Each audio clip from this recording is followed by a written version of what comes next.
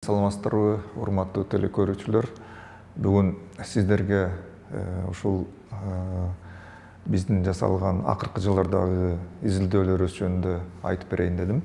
Москвада Институт океанология деген бар. Россиялык академия науканын алдындагы институтта, илим изилдөө институту. Бул Институт океанология деген институт өзү дүйнөдөгү океандардын баарын изилдеп, илимий ченемде эң жакшы ачылыштарды ачып жүргөн ушундай ийгиликтүү, белгилүү институттардан болуп эсептелет. Ошол океандарды текшере турган чоң корабльдери бар, ушундай эң жогорку деңгээлдеги илим изилдөө приборлору бар да. Зам директору болуп ушу Завьялов Петр Олегович деген Россиялык академия науктун академиги. Ошол досубузга кайрылдык. Анан ал өзүнүн окумуштуулары менен келип, өзлөрүнүн приборлорун ала келип, ошо самолет менен келип, анан Ысык көлдү биринчи жолу ошо 2014-жылы изилдегенбиз. Изилдеген себеби эмнеде? Буга чейин мындай приборлор менен Ысык көлдү эч ким изилдеген эмес. Момундай касиеттүү көлүбүздү биз биринчи ушундай эме койдук да, ушул Петр Олегович досубузга. Ушул бүт изилдөөлөрдүн негиздеринин баарын ошо Кыргызстанга калтырыш керек. Экинчиден биз ошол изилдеген, илим изилдеген негиздердин баарын тең китеп түрүндө чыгаралык деп. Анан биз мына ошол 2018-жылы ошол мен айтпадымбы, 6 жолу келди. 2014, 2015, 2016-жылы, 2017-жылы, 2018-жылы, 2019-жылы келди. Жыл сайын келген каражаттардын баары ушул Институт океанология, ушу Завьялов досубуз өзү таап, өзү алып келип, биринчи 3 жылда ошол өзү таап келди. Андан кийинки жылдары биз чогуу проект түзүп, ошол проектибизди жанагы географиялык уюм бар, географическое общество Россия деген, ошого берип ал жерден грант утуп алдык. Экинчи грантты Российский фонд фундаментальных исследований деген фонд бар, ошол жерден чогуу проект жасап, ошол жерден грант утуп алып, анан ошол гранттын негизинде изилдеп атабыз. Бул жерде суроо жаралышы мүмкүн да, эмнени текшерип атасыңар Ысык көлдү деп. Анан чындап айтканда ар бир ушундай сууларды текшергенде момундай бир касиеттери болот экен да. Гидрофизические свойства деген касиети, гидрооптические свойства деп коет, гидробиологические свойства, гидрохимические свойства. Ушул суунун ар түрлүү касиеттери болот экен да. Ошолордун баарын текшерип, ушундай жыл сайын текшерип, ошону чогултуп койсо жакшы болот экен да. Себеби мына биз айтып атабыз, дүйнөдө климат өзгөрүп атат деп. Жыл өткөн сайын, климат өзгөргөн сайын ошол көлдөгү касиеттер, ушул айтылган касиеттердин баары өзгөрүп турат экен да. Анан мурунку жылкы ошол өлчөмдөрдү кийинки жылкы өлчөмдөр менен салыштырганда ошол касиеттердин баары дааны көрүнөт экен да. Анан биздин көлүбүздүн өзгөчө жагы бар экен да, себеби Евразиялык материктин так ортосунда Ысык көлүбүз турат да. Эгерде картаны карасаңыздар, эң чоң материктин ортосунда, ушундай чоң кургак жердин ортосунда Ысык көл. Ысык көл өтө мындай терең көл деп эсептелет экен да. Ошо биздин ченеген боюнча 670 метр тереңдигин ченедик. Бирок ар кандай ченемдерде 700 метрден ашык деп жазылып жүрөт. Балким мурун 700 метр болсо, кийин андан дагы тайыздап эметиши мүмкүн. Бирок аны дагы азыр ченеп атабыз. Кандай ченемдер болду? Мына могу китепте жана могу слайдтардан көрсөтөйүнчү. Мисалы, могу Ысык көлүбүз болсо, Ысык көлдүн жана мен айтып аткан Евразиялык материктин так ортосунда эң терең көл. Эми кийинки слайдтарда көрсөтөлүк.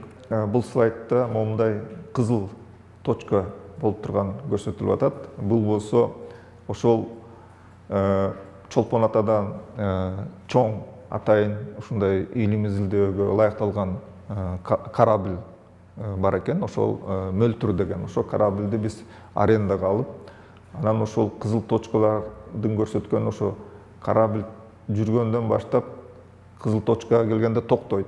Андан кийин 1-2 сааттан кийин мына экинчи точкага барып токтойт.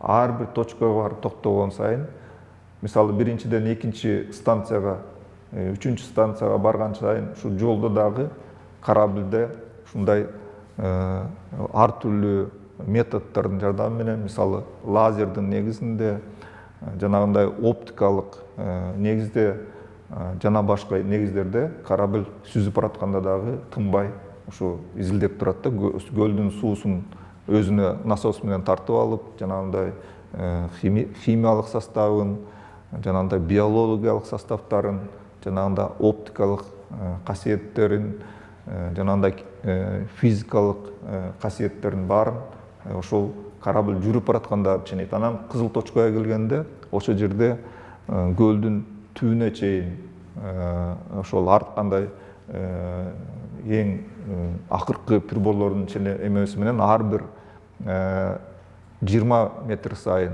50 метр сайын, 100 метр сайын ошо суунун ошол жерден алып, ар бир суунун кесилишинде кандай өзгөрүүлөр бар, кандай касиеттер бар, ошолордун баарын тең алынып, корабль токтоп турат, 1-2 саат, 3 саат кээ бирде.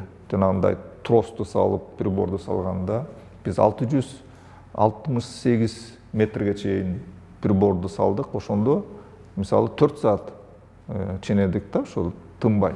Себеби ар бир 50 метр сайын салып, приборду кайра чыгарып, сууну алган сайын, ошол кайра салып эметкен сайын, анан кийин ошо 668 метр жерден көлдүн түбүндөгү топурагын, жанагындай ылайын да алып, ошолор дагы өлчөп ченеп, кызыктуу эмелерге жеттик да. Мынакей могу жанагы айтып аткан ушундай корабль, Мөлтүр деген корабль экен. Бул корабльдин өзгөчөлүгү момундай крандары бар экен. Жанагындай приборлорду байлап туруп, сууга салганга, мисалы батометр деп аталат экен. Бул америкалык прибор экен. Ушул прибордун жардамы менен ошол көлдүн ар бир 50 метр, 100 метрден салган сайын ичине суу, ошо 50 метрге жеткенде өзү автоматически сууну ичине сордуруп алат дагы, анан эки жагы жабылып туруп, анан өйдө трос менен алып чыккандан кийин ошол сууну ар кандай момундай бөтөлкөлөргө куюп, андан кийин ошол корабльдин өзүндө химиялык лабораториянын негизинде ошондой эле фильтрларга анын составын соруп алып, анан биз Москвадан чоң лабораториялар бар, ошол ченемдердин баары ошо жанагындай жыйынтыктарды берип атты да. Анан бул өтө жакшы прибор экен. Андан кийинки приборубуз момундай лазерный лидер деп коет. Бул момундай корабльге орнотулган, анан бул жерден ошол лазердин эмеси сууга тиет дагы, суудан кайра прибор өзүнө кабыл алат дагы, анан ошо суудагы жанагындай гидрофизикалык ар кандай химиялык составтарды бул жерде компьютерге жазып турат да. Бул өзгөчө прибор, инстакенологу өзү ойлоп тапкан. Кийинки приборлор момундай гидролокатор деп коебуз. Бул дагы американын прибор экен. Бул болсо корабльге байланган. Анан корабль жүрүп баратканда ошо көлдүн түбүндөгү рельеф жана түзүлүшү да, көлдүн кандай түбүндө дөңсөлөр барбы, же жанагындай чуңкурлар барбы, ошонун баарын компьютерга жазып, ушундай жакшы прибор да. Андан бөлөк бул гидролокационный жана гидролокатор деп атабыз. Ошол көрдүңүздөр, могу компьютерга көрсөтүп турат да, корабль жүрүп баратканда, корабльда кайсы бир терең жерлер бар, кайсы бир дөңсөлөрү бар. Ошондой эле кээ бир жерлерде шаардын калдыктары бар экен. Ошолордун фундаменттери көрсөтүлгөн. Бул да өтө кызыктуу нерсе болду биз үчүн. Баарын тең компьютерга жазылган. Андан бөлөк эхолотту колдонулду. Монда эхолот биз ошол көлдүн рельефин дагы ченегенге жардам кылды.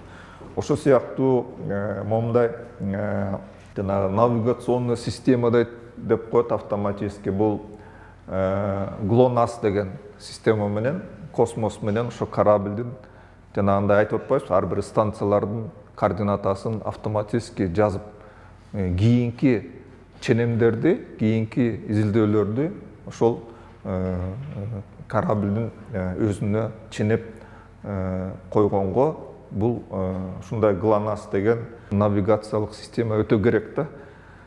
Мисалы кийинки жылы келип ошол точкада, көлдүн ошол точкасында, ошол координатасында кандай ченемдер болгондо биз салыштырганда так координатасын көрсөтүп турган ушундай прибор керек болчу, ошону биз колдондук. Анан могу жерде ошол бүт схемасынын көрсөтүлгөн да.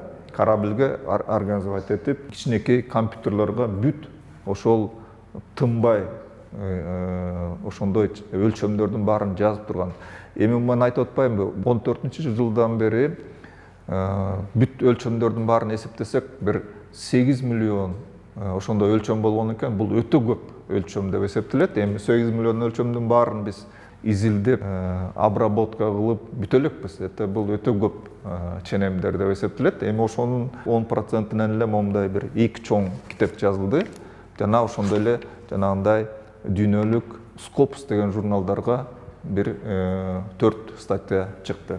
GPS-ин жардамы менен могу жерде бүт координатасы момундай көрсөтүлгөн да. Могу биринчи графикте ошол шамалдын багыттары секунда сайын, ар бир минута сайын, ар бир саат сайын момундай шамалдын багыттары өзгөрүп турат. Ошол абанын температурасы күндүз кандай ысыйт, түнкүсүн кандай өзгөрүү болуп атат. Булардын баары тең.